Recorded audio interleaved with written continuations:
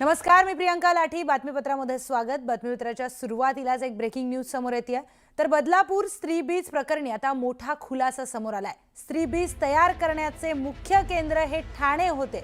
ठाण्यातील गावदेवी परिसरातील एका आलिशान इमारतीमध्ये अवैधरित्या हे स्त्री बीज तयार करण्याचं काम सुरू होतं. बदलापूर पोलिसांनी केलेल्या तपासात मल्टी IVF आर्ट बँक नावाने हे सेंटर सुरू होतं. पोलिसांनी तपास केला तेव्हा या मल्टी IVF आर्ट बँक येथे महिलांना बोलावून त्यांच्या गर्भात अंडी तयार केली जायची आणि नंतर त्यांची विक्री केली जायची. हा सगळा प्रकार राजरोसपणे सुरू होता. या अवैध स्त्रीबीज प्रकरणाचे मुख्य काम ठाण्यामध्ये सुरू असायचे. मात्र ज्या परवान्यावर हे सुरू होता ते नाशिकमधील मालती IVF सेंटर आहे. त्यांच्या नावे ठाण्यामध्ये IVF सेंटर उघडण्यात आलं होतं. या सेंटरवर धाड टाकून पोलिसांनी काही महत्त्वाची कागदपत्र जप्त केली आहेत. तर नाशिक येथील IVF सेंटरला देखील नोटीस धाडण्यात आली आहे.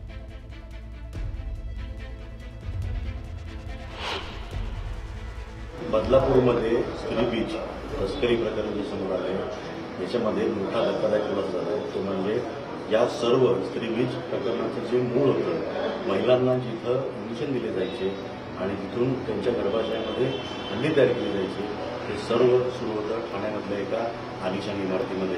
त्या इमारतीमध्ये मी आहे आणि इथंच पोलिसांनी कारवाई केलेली आहे, लॉक लावलेला आहे. जी माहिती मिळते त्यानुसार ज्या दिवशी ही कारवाई झाली त्या दिवशी बदलापूर पोलीस आणि त्याच पद्धतीनं जे आरोग्य विभागाचे कर्मचारी अधिकारी, ठाणे महानगरपालिकेचे कर्मचारी अधिकारी यांनी सर्वांनी मिळून या फ्लॅटमध्ये रेड केली होती. या हा संपूर्ण फ्लॅट आहे आणि जवळपास 200 ते 300 स्क्वेअर फुटाचा पूर्ण फ्लॅट आहे आणि याच्या आतमध्ये महिलांना आणलं जायचं. महिलांना इथून आणल्यानंतर त्यांच्यावरती जवळपास 12 दिवस इथं ट्रीटमेंट चालायची. जी ट्रीटमेंट मुळात नैसर्गिकरित्या आणि कायद्यानुसार 28 दिवस ते 24 दिवस चालली पाहिजे. तर ती ट्रीटमेंट इथं 12 दिवसामध्ये पूर्ण केली जायची. अॅनेस्थेशिया देऊन म्हणजे भूल देऊन महिलांना इथं 12 दिवस 5 दिवस ठेवलं जायचं आणि त्याच्यामध्ये नैसर्गिकरित्या जेवढी गर्भाशयामध्ये अंडी तयार व्हायला पाहिजे त्यापेक्षा असंख्य प्रमाणात अंडी तयार केली जायची आणि त्याची तस्करी केली जायची.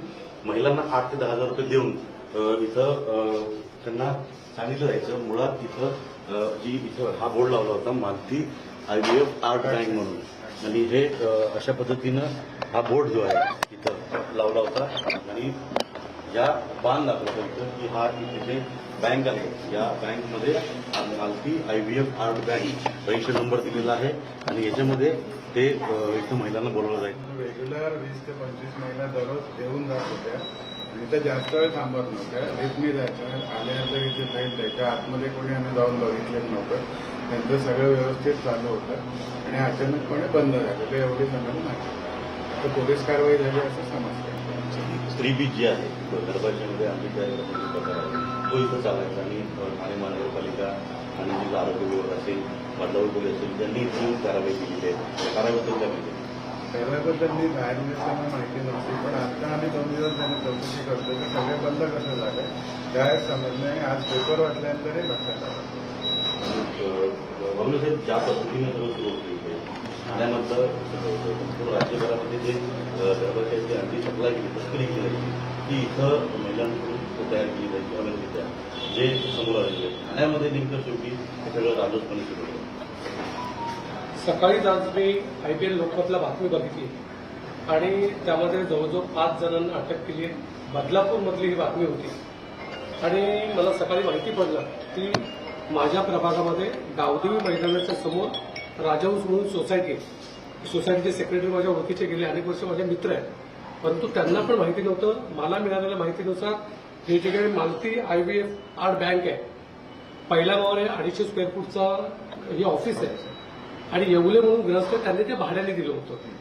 पोलीस व्हेरिफिकेशनला अग्रीमेंट जातं, परंतु गरीब महिलांचा त्या ठिकाणी त्यांची मजबुरी असेल. गरीब महिलांना या ठिकाणी बोलून रोज 25 ते 30 महिला या भागात येत होत्या आणि या महिलांना या ठिकाणी इंजेक्शन देऊन जी काही ते प्रक्रिया करत होते एकदम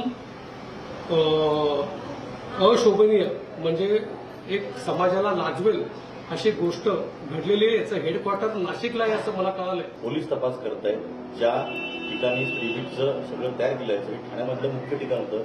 त्या ठिकाणी महिलांना आणलं जायचं. या महिला ज्या आहेत त्या कोण होत्या, कुठून यायच्या, त्यांना खरं शोधलं जायचं. त्यांचे डॉक्युमेंट जे सरकारी दस्तावेज जे आहेत ते बनावट कसे बनवले जायचे याचा तपास पोलीस करतायत. Video journalist Rajesh Dalvi, Ajit Mandhare, news 18 Marathi, Thane.